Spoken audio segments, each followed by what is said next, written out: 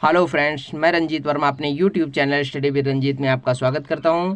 Friends, मैं अपने इस वीडियो में आपको कक्षा 9 का छठा अध्याय जो कि जयशंकर प्रसाद द्वारा रचित पुनर्मिलन शीर्षक से लिया गया है, इसके पद्यांश की संदर्भ सहित व्याख्या आपको पढ़ाऊंगा। तो बच्चों, हम देखते हैं कक्षा 9 हिंदी का छठा अध्याय जयशंकर प्रसाद द्वारा रचित शीर्षक पुनर्मिलन का पहला काव्य।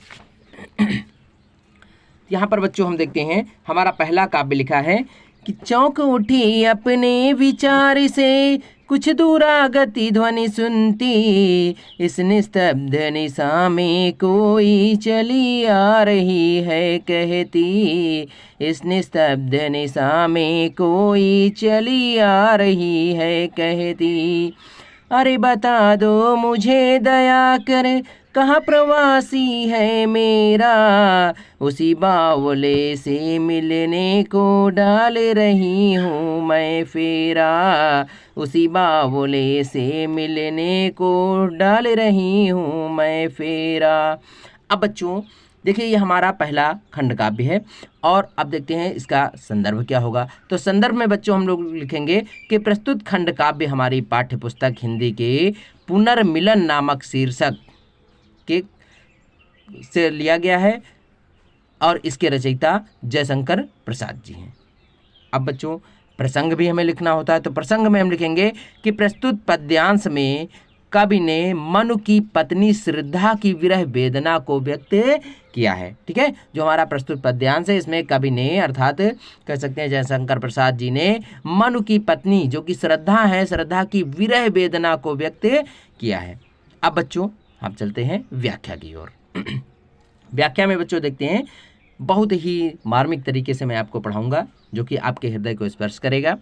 अब देखते हैं बच्चों, यहाँ पर लिखा हुआ है, हमारी फर्स्ट लाइन लिखी हुई है कि चौंक उठी अपने विचार से कुछ दूरा गति ध्वनि सुनती। अब ये देखिए यहाँ पर क्या लिखा, चौंक उठी अपने विचार से। ठीक है, प्रसाद जी कहते हैं, यानी जो जयशंकर प्रसाद जी हैं कहते हैं कि जो शाश्वत नगर की महारानी हैं, इड़ा उनका नाम है। ठीक है, शाश्वत नगर की महारानी जिनका नाम इड़ा है, वह अपने विचारों में खोई हुई थी। चौंक उठी अपने विचार से कुछ दूरा गति ध्वनि सुनती, यानी तभी उन्हें दूर से आती हुई एक आवाज़ सुनाई दी। ठीक है, जो शाश्वत नगर की महारानी इड़ा हैं वो अपने विचारों में खोई हुई थी, तभी उन्हें दूर से आती हुई एक आवाज़ सुनाई दी। ठीक है, जिस आवाज को सुन करके चौंक उठी, जिस आवाज को सुन करके वो महारानी चौंक गई, यानी महारानी उस आवाज को या करुणा भई आवाज को सुन करके वहां चौंक गई। आगे की पंक्तियों में लिखा है कि इस निस्तब्ध निशा में कोई चली आ रही है कहती, इस निस्तब्ध निशा में कोई चली आ रही है कहती।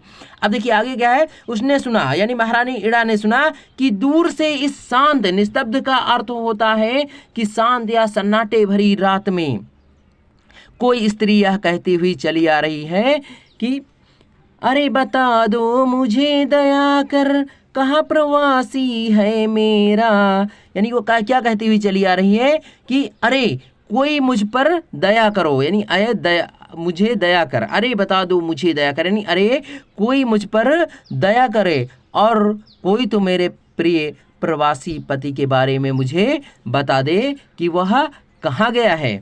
फिर आगे की पंक्तियों में लिखा है बच्चों कि उसी बावले से मिलने को डाल रही हूँ मैं फेरा। अब आगे देखिए बच्चों कहा गया है कि उसी बावले से, यानी फिर अंत में वह स्त्री कहती है कि उसी बावले प्रीतम को ढूंढने के लिए मैं इधर उधर इस सन्नाटे भरी रात में भटक रही हूँ, अर्थात घूम रही हूँ, यानी उसी बावले से मिलने को डाल रही हूँ मैं फेरा। तो बच्चों यहाँ पर कहा गया है कि वह जो मेरा प्रीतम है, जो मुझसे रूठ कर कहीं चला गया है, उसी बावले प्रीतम को ढूंढने के लिए मैं यहाँ वहाँ अंधेरी रात में भटक रही हूँ। तो बच्चों हम अपने इस वीडियो को यहीं पर विराम देते हैं और अपने अगले वीडियो में अगले काव्य के साथ पुनः उपस्थित होंगे।